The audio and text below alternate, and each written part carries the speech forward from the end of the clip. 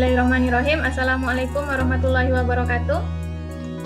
Waalaikumsalam warahmatullahi wabarakatuh. Waalaikumsalam warahmatullahi wabarakatuh. Oke, senang bertemu dengan Ananda semuanya lagi. Gimana kabarnya hari ini? Baik, Zah. Alhamdulillah. Udah pada makan siang belum? Belum. Belum puasa. Udah makan bakso dah. Banyak tugas dah. Banyak tugas. Pulang tadi dah. Oh gitu. Seperti biasa, sebelum mulai pelajaran kita berdoa dulu. Ya, coba Nasya minta tolong Sazanya mimpin doa lagi hari ini. Silakan. Sebelum memulai pelajaran kita pada hari ini, alangkah baiknya kita berdoa kepada Allah Subhanahu wa taala untuk mendapatkan hidayah untuk menerima pelajaran kita pada siang hari ini. Berdoa mulai.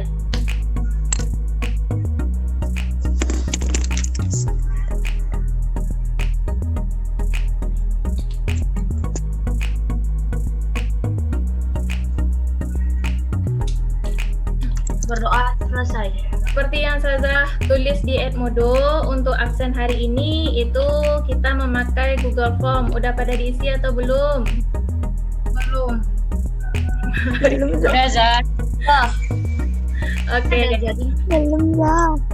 Kalau belum, silakan nanti setelah ini, setelah Zoom kita berakhir, diisi ya. gimana? Oke dah. Linknya ada di Edmodo. Coba lihat pengumuman Sazah kemarin yang di Edmodo. Linknya ada di sana. Pertemuan sebelumnya kita sudah belajar tentang ikatan ion ya. Masih ingat? Masih. Masih. Ayo, siapa Masih, yang masih, bisa Zah. bantu? Apa yang dimaksud dengan ikatan ion? Nyawa mau melepas dan menerima elektron. Iya, oke. Ada 105. Senyawa yang terbentuk karena ada yang melepas satu dan ada yang menerima elektron. Nah, interaksi antara ion positif dan negatif itulah yang disebut dengan ikatan ion. Ion. Oke. Nah, kalau pada ikatan ion, ikatan itu terjadi karena adanya serah terima elektron. Artinya ada unsur yang memberikan elektron dan ada unsur yang menerima elektron. Kalau misalnya kita ibaratkan dalam kehidupan sehari-hari nih, misalnya Fatia sama Feby. Fatia memberi, Feby menerima. Sehingga terjadi ikatan atau hubungan antara Fatia dengan Feby, misalnya seperti itu. Oke? Nah, sekarang Sazah nanya nih, gimana kalau misalnya ada dua buah unsur A dengan unsur B. Unsur A, dia butuh elektron untuk mencapai kestabilan. Unsur B juga butuh elektron untuk mencapai kestabilan. Kira-kira bisa nggak terjadi hubungan antara kedua unsur tersebut? Bisa? Bisa. Yakin bisa ya? Iya bisa dah. Oke, kalau misalnya Sazah analogikan nih, kalau dalam kehidupan sehari-hari, misalnya dalam suatu tempat kos, itu difasilitasi ada satu buah motor.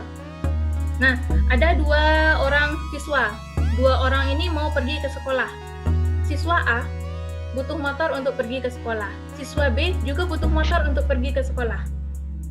Nah, kalau misalnya siswa A memberikan aja motornya kepada siswa B, oh pakailah pergi untuk ke sekolah. Nggak bisa, karena siswa A juga butuh untuk pergi ke sekolah. Nah, kira-kira solusinya apa? Bonceng. Bonceng Anda, bonceng. Kita bonceng berdua. Boleh kalau misalnya Nasya sama Usnul boncengan berdua pakai motor? Boleh ya? Boleh. Iya. Boleh. Boleh aja. Unsur juga seperti itu. Bisa terjadi ikatan kalau pada manusia tadi ya, pada Nasya dengan Usnul tadi dia boncengan. Kalau pada unsur, karena dia butuh elektron, solusinya apa? Pakai sama.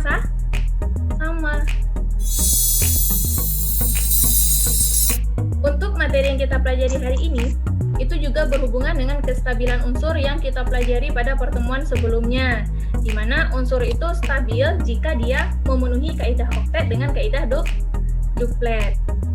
Yang pastinya juga berhubungan dengan konfigurasi elektron. Oke.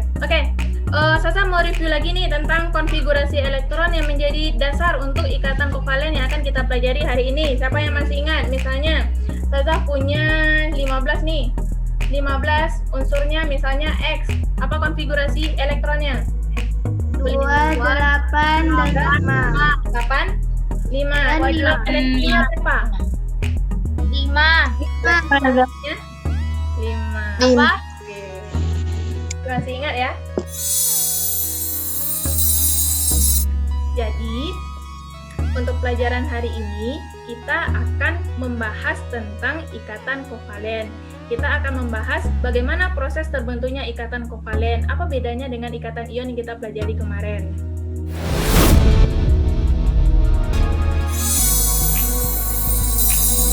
Untuk memulai pembelajaran hari ini, seperti biasa, saya akan putarkan video yang sebenarnya sudah Ananda tonton ya di Edmodo-nya. Ada di sana judulnya video stimulus. Cuma untuk merefresh ingatan, saya tampilkan lagi di sini. Oke ya? Oke. Ya. Oke, sekarang silakan Anda buka LKPD-nya. Buka pada kegiatan belajar 1. Di sana instruksinya, setelah menonton video, Anda tulis apa yang bisa Anda amati pada video tersebut.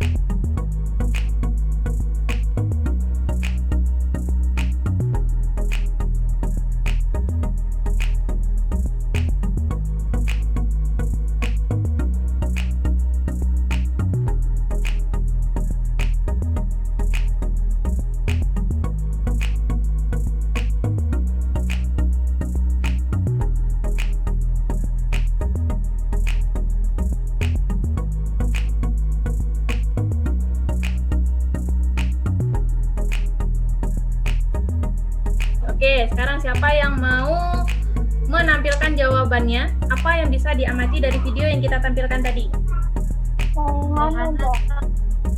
Oke, Rehana. Silakan, apa yang diamati di video tadi?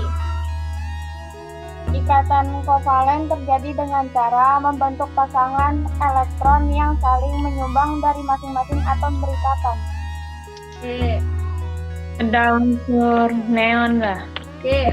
Neon. Ngapain neon tadi di situ? Dia sudah stabil Zah, konfigurasinya. Neon. Neon, Yes. sudah stabil. Oksigen. Ada oksigen. Ngapain oksigen tadi? Berikatan dengan kovalen double Zah. Iya, kovalen double. Coba perhatikan kegiatan belajar 2 di sana. Ananda disuruh untuk menuliskan apa aja permasalahan yang kurang dipahami dari video yang ditonton tadi. Kovalen itu ion sejenis Zah. Kovalen tuh ion sejenis apa bukan? Oke, silakan ditulis di situ. Nanti kita jawab di kegiatan belajar 3. Ion sejenis atau bukan? Untuk kegiatan belajar 3, untuk yang isian itu ada beberapa data yang mesti Ananda tulis di sana. Dan data-data itu bisa Ananda peroleh dari modul, juga dari video pembelajaran yang sudah saya share.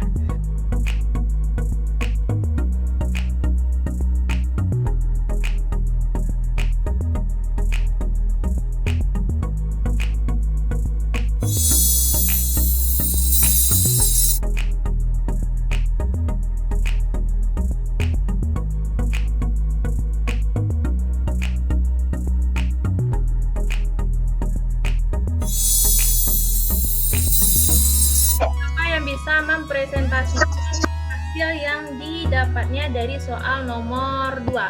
Oke, silakan Feby. 15P dan 17Cl. Oke, Konfigurasi elektron 15P. 285. Oke,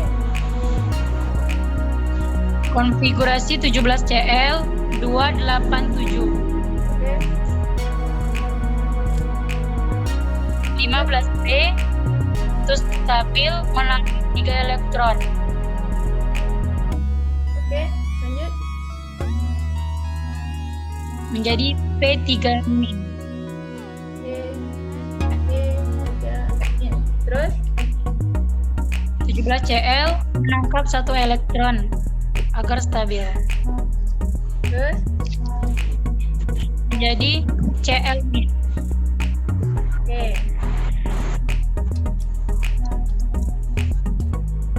Lanjut. Rumus kimianya PCl3. PCl.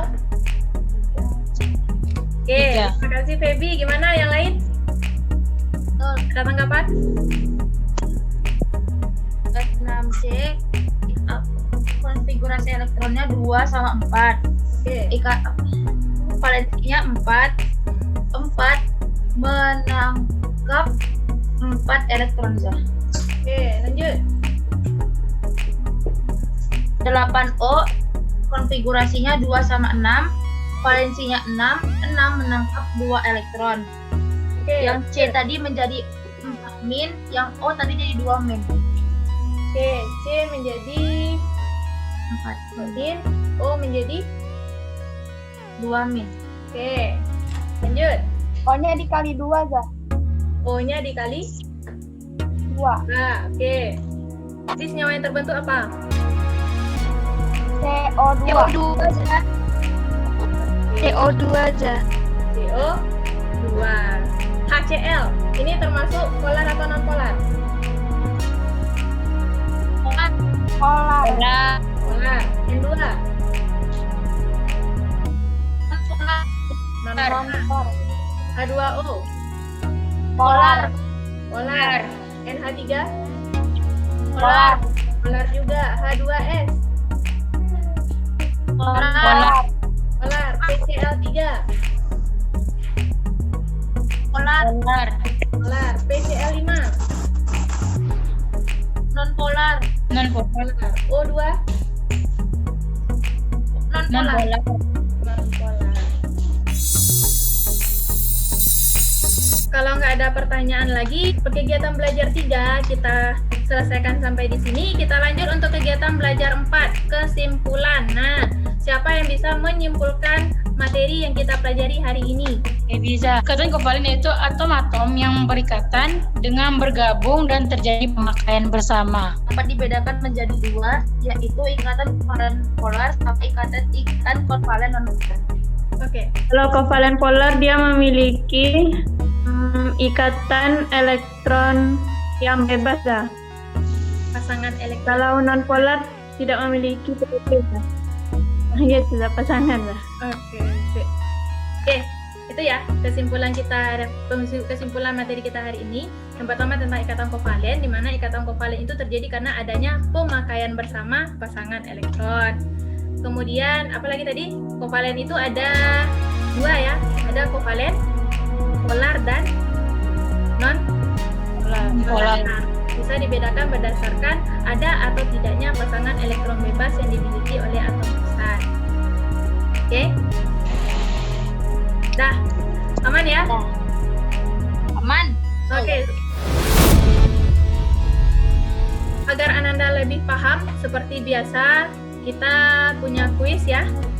Ananda silakan nanti buka Edmodo-nya, kerjakan kuis yang setelah ini akan saya share. Nah, untuk pertemuan berikutnya kita akan membahas tentang ikatan kovalen koordinasi dan ikatan logam. Silakan Ananda pelajari terlebih dahulu.